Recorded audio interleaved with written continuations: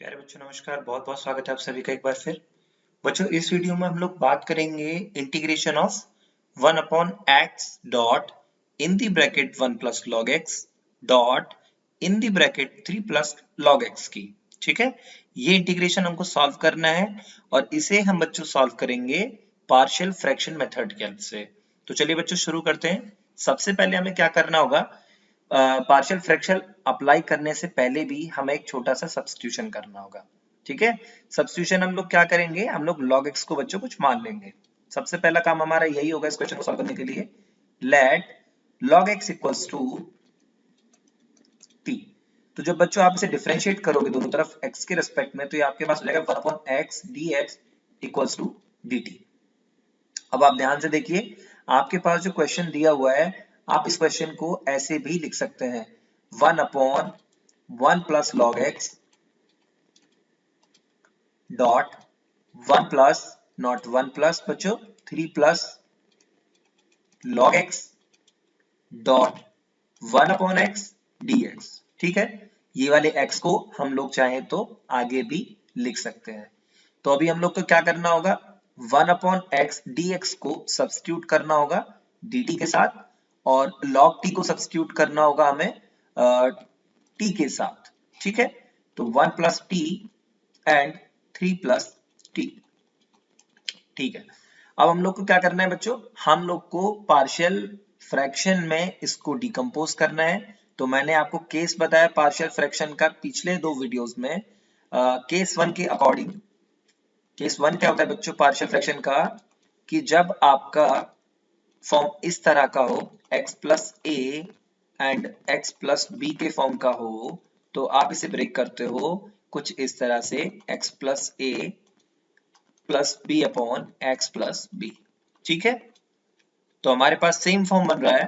तो हम लोग अपने क्वेश्चन को ब्रेक करेंगे 1 upon 1 plus t 3 plus t को हम लोग ब्रेक करेंगे a upon 1 plus t plus b upon 3 plus t के फॉर्म में। ठीक है, और इसको अब हम सॉल्व करेंगे। सॉल्व करने के बाद हमें क्या मिलेगा, 1 plus t 3 plus T and इसको a 3 plus t plus b 1 plus T. Okay, अब इसको हम लोग क्या करेंगे, फर्दर सॉल्व करने के लिए बच्चों मल्टीप्लाई कर देंगे a और b को इनके ब्रैकेट्स में जो वैल्यू है उनके साथ। तो हमारे पास क्या हो जाएगा 3a plus 3t, sorry it's 3a and 8 बच्चों plus b plus bt upon 1 plus t and 3 plus t। ठीक है, equals to 1 upon 1 plus t dot 3 plus t। दोनों के डिनोमिनेटर में सेम वैल्यू है, इसको हम लोग कैंसिल आउट कर देंगे। अब हमें t के टर्म्स t के साथ और कांस्टेंट्स को कांस्टेंट्स के साथ रखना है। तो a plus b dot t, यानी मैंने दोनों t के जो टर्म्स हैं आपके इनको साथ में रख दिया है ना, और दोनों से t कॉमन ले लिया। तो यहाँ पे बचेगा a और यहाँ पे बचेगा b। सिमिलरली मैंने क्या किया, मैंने 3a प्लस b को भी ऐसे ही रख दिया साथ में, इक्वल्स टू 1। अब कंपैरिजन करेंगे और कंपैरिजन करने से पहले हम लोग छोटी सी चीज करेंगे, हम लोग उसको लिखेंगे 0.t, ताकि हमारा एक्सप्रेशन LHS और RHS में एक जैसा दिखाई दे। तो इधर हमारा t का कोफिशिएंट है a प्लस b और इधर हमारा t का कोफिशिएंट है 0। तो ये हो गया हमारे पास इक्वेशन 1 एंड सेकेंड इक्वेशन हमारी कैसे बनेगी, 3a plus b equals to 1, यानी कि इधर हमारा कांस्टेंट है 3a प्लस b और इधर हमारा कांस्टेंट है 1। अब हम लोग को क्या करना होगा, इसे हम लोग मानेंगे इक्वेशन 2 और इक्वेशन 2 से हम लोग माइनस करेंगे इक्वेशन 1 को। तो इक्वेशन 1 को जब हम माइनस करेंगे 2 से, तो हमारे पास क्या हो जाएगा, इस इक्वेशन को हम लोग को यहाँ लिख देना है a plus b equals to 0 और ये क्या हो जाएगा माइनस माइनस माइनस, b आपका कैंसिल आउट हो जाएगा और ये बचेगा आपके पास 2a equals to 1 and a equals to बच्चों आपके पास वैल्यू आ जाएगी हाफ।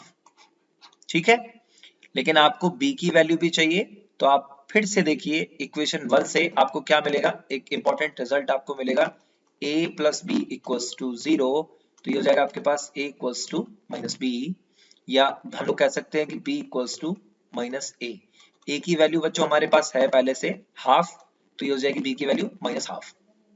अब जरा अपने क्वेश्चन पे आ जाइए, आपका क्वेश्चन क्या बन रहा था, आपका क्वेश्चन बन रहा था बच्चों, जो आपने इंटीग्रेशन को ब्रेक किया था वो आपने किया था किस तरह से, 1 upon 1 plus t 3 plus t d t equals to आपने लिखा था a upon 1 plus t plus b upon 3 plus t, और इसको बच्चों दोनों तरफ इंटीग्रेंट का साइन लगा दिया हमने। ठीक है, यहां तक कोई इशू।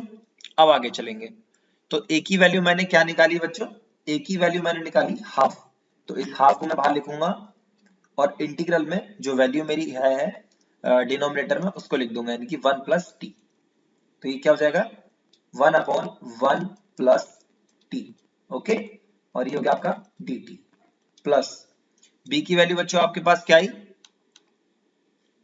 b की वैल्यू आपकी है माइनस हाफ, तो इसको बच्चों आप लोग किस में कन्वर्ट कर लोगे, माइनस हाफ में, minus half and integral of 1 upon 3 plus T, ठीक है, यस 3 प्लस टी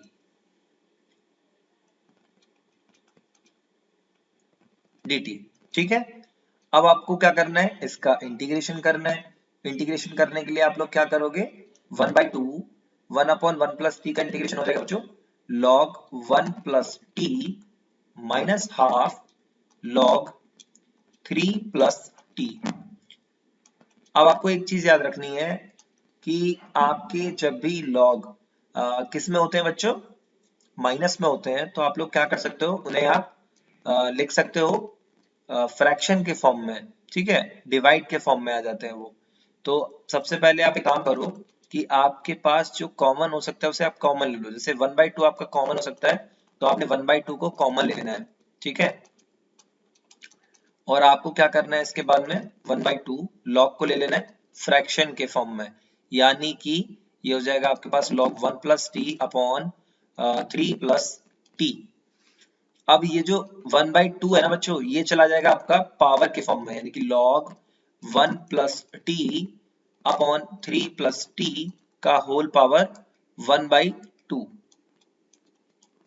और बच्चों 1/2 का मीनिंग होता है अंडर द रूट, ठीक है, हम लोग लिखेंगे 1 प्लस टी 3 प्लस टी, और आप क्या कर सकते हो, अब आपको t की वैल्यू जो आपने रखी थी, t जो भी आपने माना था वो आपको वैल्यू यहाँ पे सब्स्टिट्यूट कर देनी है। t माना था हमने log x के बराबर, तो हो जाएगा log under the root log 1 plus log x and 3 plus log x plus c। ये प्लस c हम लोग इसलिए लगाते हैं क्योंकि ये डेफिनेट इंटीग्रल नहीं है, इनडेफिनेट इंटीग्रल है, ठीक है। तो ये हो गया बच्चों हमारा इस क्वेश्चन का आंसर, किसका, integration of 1 upon x dot 1 plus log x in the bracket dot in the bracket 3 plus log x, ठीक है, by the method of partial fraction.